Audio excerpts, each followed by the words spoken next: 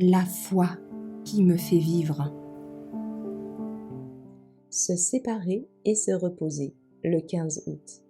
Un temple corporel fort. Il leur dit, « Venez vous-même à l'écart dans un lieu désert et reposez-vous un peu. » Car il y avait beaucoup d'allées et venues, et ils n'avaient pas même le loisir de manger. Marc 6, verset 31. Jésus, il, n'a pas insisté auprès de ses disciples sur la nécessité d'un labeur incessant. « Venez vous-même à l'écart et reposez-vous un peu, dit-il, à ceux qui sont usés et fatigués. » Il n'est pas sage d'être toujours sous la pression du travail et de l'excitation, car de cette façon, la piété personnelle est négligée et les forces de l'esprit, de l'âme et du corps sont surchargées. Il faut faire attention à la régulation des heures du sommeil et de travail. Nous devons prendre des périodes de repos, des périodes de récréation, des périodes de contemplation. Il y a des modes de récréation qui sont très bénéfiques à l'esprit et au corps. La récréation en plein air, la contemplation des œuvres de Dieu dans la nature seront du plus grand bénéfice.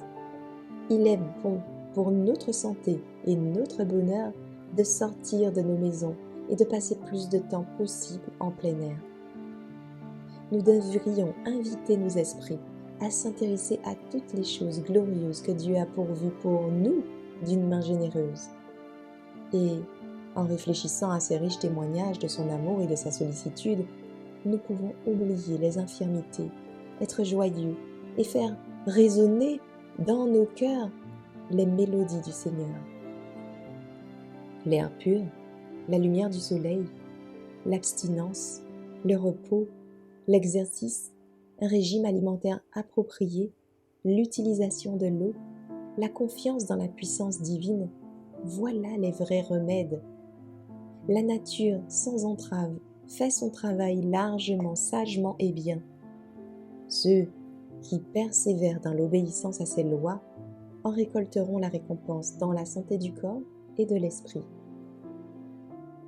Il, Jésus, se distrayait au milieu des scènes de la nature. Ses heures de plus grand bonheur, il les trouvait lorsqu'il se pouvait se détourner de ses travaux pour aller dans les champs, pour méditer dans les vallées tranquilles, pour communier avec Dieu sur le flanc de la montagne, au milieu des arbres de la forêt. Nous pouvons faire de nos saisons de récréation ce que leur nom indique, des saisons de véritable édification du corps, de l'esprit et de l'âme.